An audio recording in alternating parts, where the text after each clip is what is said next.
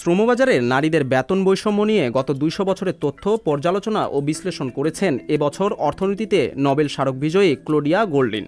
বিগত শতাব্দী ধরে নারীদের উপার্জন ও শ্রমবাজারে তাদের অংশগ্রহণ তার গবেষণার বিষয়। নারীদের সাথে বেতনের যে বৈষম্যমূলক আচরণ প্রকাশ করা হয় তার কারণ ও লিঙ্গ বৈষম্যের প্রধান কারণগুলো তুলে এনেছেন নিজের কাজে। Royal Swedish academy of science বলেছেন, নারী শ্রমিকদের বাজার সম্পর্কে সাধারণত লোকজনের জানাশোনা ও বোঝাপড়ার উন্নয়নের বিশেষ অবদানের জন্য হার্ভার্ড বিশ্ববিদ্যালয়ের এই অধ্যাপক ও গবেষককে চলতি বছর নোবেল স্মারকের জন্য মনোনীত করা হয়। গোল্ডিনের গবেষণার মাধ্যমে লিঙ্গ বৈষম্যের সাথে বেতনের যে তারতম্য এবং এর পেছনে সংশ্লিষ্ট দায়ী ব্যক্তিদের মুখোশ উন্মোচন হয়েছে। 18 শতকের শিল্প বিপ্লবের সময় কম সংখ্যক নারী শ্রমবাজারে যুক্ত হয়েছিল, কিন্তু 19 শতকে অর্থনীতির পরিষেবা বৃদ্ধির সঙ্গে সঙ্গে নারীদের কর্মসংস্থানের জায়গাও বৃদ্ধি পায়। তবে গোল্ডিন মূল বিপত্তি খুঁজছেন এখানে। প্রতিযোগিতার বাজারে নারীদের উচ্চশিক্ষার হার ও গর্ভনিরোধক পিল ব্যবহারের অনুপাত বাড়লেও বেতনের ক্ষেত্রে ব্যবধান রয়ে গেছে আগের মতোই। বলা হয়ে থাকে, নারী ও পুরুষের মধ্যে বেতনের তারতম্যের কারণ নারীদের শিক্ষাগত যোগ্যতা ও নির্ধারিত ক্ষেত্রে চাকুরি গ্রহণ।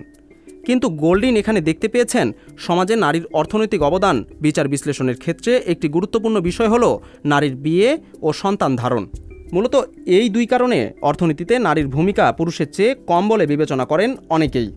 বিশ্বব্যাপী শ্রমবাজারে প্রায় 80% পুরুষ ও 50% নারী। বাস্তবে সংখ্যাগত এই ব্যবধানে বিস্তর ফারাক না থাকলেও বেতনের দিক থেকে দেখা যায় ভিন্ন চিত্র। একদিকে যেমন নারীদের বেতন প্রদান করা হয় কম, অন্যদিকে নারীদের পদোন্নতি পাওয়ার সম্ভাবনাও থাকে ক্ষীণ। প্রথম নারী হিসেবে অধ্যাপক গোল্ডিন হার্ভার্ডে অর্থনীতি বিভাগে চাকরি গ্রহণ করেন।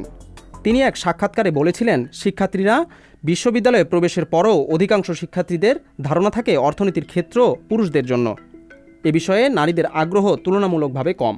অর্থনীতিকে উপস্থাপনা করা হয় জটিল এক উপাদান হিসাবে, কিন্তু অর্থনীতিতে উল্লেখিত বৈষম্য, স্বাস্থ্য, পারিবারিক আচরণ, সমাজ সম্পর্কিত বিষয়গুলো যদি আলোচনার কেন্দ্রবিন্দু হতে পারে, তবে নারী ও পুরুষের বৈষম্যের ভারসাম্য আসবে বলে মনে করেন তিনি।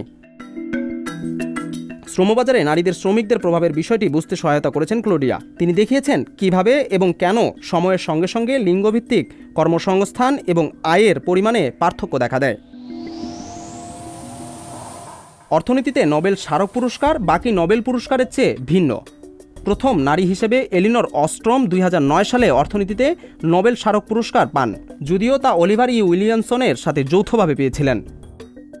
2019 সালে এস্থার ডাফলো ও তার স্বামী অভিজিৎ ব্যানার্জি এবং মাইকেল ক্রেমারের সাথে ভারত ও কেনিয়ার দরিদ্র সম্প্রদায়ের ওপর গবেষণার জন্য যৌথভাবে অর্থনীতিতে নোবেল স্মারক পুরস্কার পান।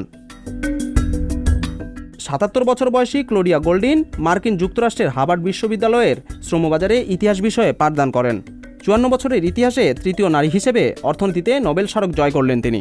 আর তিনি প্রথম এ পুরস্কারের অর্থ কোনো পুরুষ সহকর্মীর সঙ্গে ভাগ করে নিচ্ছেন না।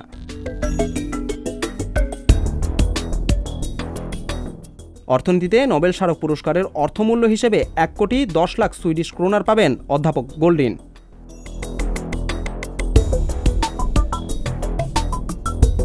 সংবাদ, ফিচার ও অনুষ্ঠানের জন্য ভিজিট করুন সংবাদ প্রকাশের ওয়েবসাইট এবং যুক্ত থাকুন ফেসবুক পেজ ও ইউটিউব চ্যানেলের সঙ্গে।